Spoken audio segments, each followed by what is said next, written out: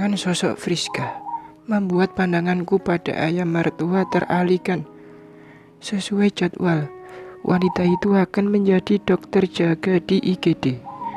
Dia yang sebenarnya bisa langsung masuk IGD, sengaja memilih belok kiri dari lobi utama agar bisa melewati poli berbagai penyakit. Aku baru sadar jika ternyata sudah dari dulu dia begitu. Setiap pagi wajib menampakkan diri di hadapanku, baru ke ruangan di mana dia ditugaskan. Jika biasa, aku selalu tersenyum melihatnya. Tapi pagi ini, aku hanya menatap saja. Bukankah baru 1 jam yang lalu kami bertemu? Bahkan karena dia, aku harus terlambat masuk kerja. Mata kami bertemu pandang sejenak, sebelum akhirnya dia mengedipkan sebelah mata dan tersenyum genit. Dasar Friska. Itulah kenapa aku mencintai dia. Ada sisi lain dalam dirinya yang tidak dimiliki Zainah. Meski sama-sama cantik dan lembut, tapi Friska lebih memiliki kelebihan lain sebagai seorang wanita, yaitu lebih agresif dan mempesona. Bukankah di awal menikah, Zainah juga menggoda? Bahkan jika berdekatan dengannya, selalu berakhir dengan hubungan. Hingga aku tak mengerti, kenapa bisa hati ini kembali tertarik pada wanita selain istriku sendiri. Ku simpan sejenak semua bayang tentang Zainah dan Friska. Kini langkah kembali terangkat menuju ruangan. Kedatanganku langsung diserbu dengan puluhan pasien yang minta diobati karena berbagai keluhan yang mereka rasakan. Tak ada waktu untuk memikirkan hal lain, termasuk apa yang sempat dikatakan ayam mertua. Hingga jam istirahat tiba, sebuah pesan masuk ke ponsel. Jangan lupa dengan janji kita. Papa dan Mama kini sudah ada di salah satu hotel di dekat perumahan kalian. Jam 7 malam kami langsung ke sana. Pokoknya kamu sudah harus di rumah ya. Dek. Ayam mertua kembali menyampaikan alur kejutan kepada Zainah. Sebenarnya ini membuatku kembali dilanda rasa takut dan pusing. Jelas jika kulakukan, ini akan menjadi momok terburuk dalam hidup.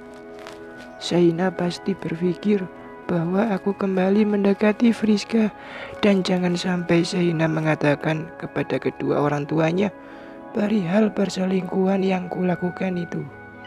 Sepertinya untuk jaga-jaga, Friska harus pindah tempat tinggal dan pindah kerja sekalian ke rumah sakit lain. Kembali ke rencana awal.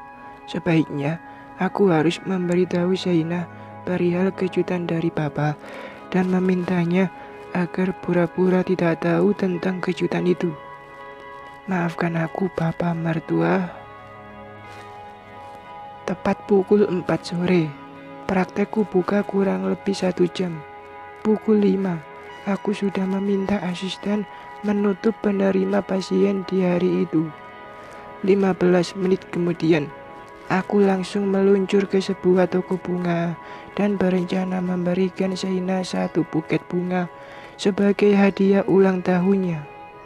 Tapi mendadak semua rencana itu kandas ketika Friska mengirimkan sebuah pesan. Mas, cepat ke rumah sakit. Kayla jatuh dari tangga. Seketika degup jantung ini berdentum lebih kencang. Aku segera meninggalkan toko bunga itu, lalu meneruskan perjalanan ke rumah sakit yang disebutkan Friska. Langkah berbaju kencang, untung ada masker dan topi. Aku segera mengenakan agar tak ada yang mengenali nanti saat di rumah sakit. Ketika langkah ini telah sampai di IGD, dua netra langsung mendapati sosok Friska yang tengah menangis sembari memegang tangan putri kami.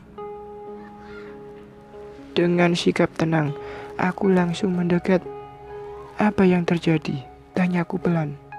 Friska langsung menatap diri ini. Mas, dia hendak memeluk, tapi aku mencegahnya. Syukurlah dia bisa segera mengerti. Kata suster, tadinya Kayla minta main bola di lantai atas. Terus pas lagi asik main, tiba-tiba dia minta susu. Suster mau turun untuk buatkan, tapi Kayla justru terpeleset dan lepas dari tangan suster. Anak kita terjatuh ke lantai dasar, Mas.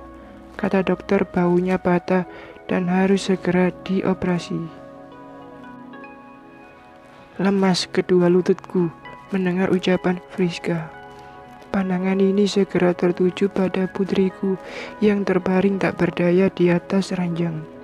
Matanya menutup rapat, dengan sekeliling terlihat bengkak.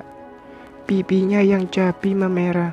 Biasa begitu jika dia kelelahan dan terkena sinar matahari. Dan rambut yang tadi selalu tersisa rapi, kini acak-acakan. Kasiannya anakku, pasti dia sangat kesakitan. Tenanglah, biarkan Kayla mendapatkan penanganan semestinya. Jangan khawatir, dia tidak akan apa-apa. Aku tahu, Friska kesal melihat sikapku yang kubuat sangat tenang, seolah tak mengkhawatirkan keadaan putri kami.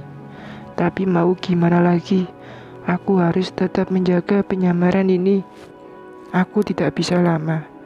Segera tanda tangani surat izin operasi supaya putri kita tidak kesakitan lagi, bisikku di telinganya Friska. Kamu mau kemana, Mas? Aku harus pergi. Ini di luar, aku merasa tidak leluasa. Takut ada orang yang curiga. Friska masih diam. Dia memalingkan wajahnya dariku. Nanti aku transfer uang untuk biaya operasi Kayla. Maaf, aku tak bisa di sini. Mama dan papa mertuaku pun ke Jakarta. Mereka berencana merayakan ulang tahun Shaina. Jadi aku harus di rumah saat ini. Anak kita bagaimana? Aku akan mendoakannya. Kamu harus kuat ya. Sejenak dia tak bergeming. Ingin rasanya memeluknya dan memberi semangat agar ia tak khawatir. Tapi itu tak mungkin kulakukan. Maaf, aku harus pergi. Tega kamu, Mas, sama anakmu sendiri. Ucapan Friska membuat langkahku terhenti. Tubuh kini berbalik dan pada akhirnya aku mengesampingkan rasa takut dan memeluknya yang tampak menahan isakan.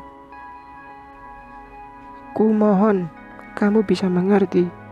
Bukankah kamu sudah berjanji untuk bisa menjaga keutuhan rumah tanggaku? Peganglah janji itu, maka kita akan terus bisa bersama.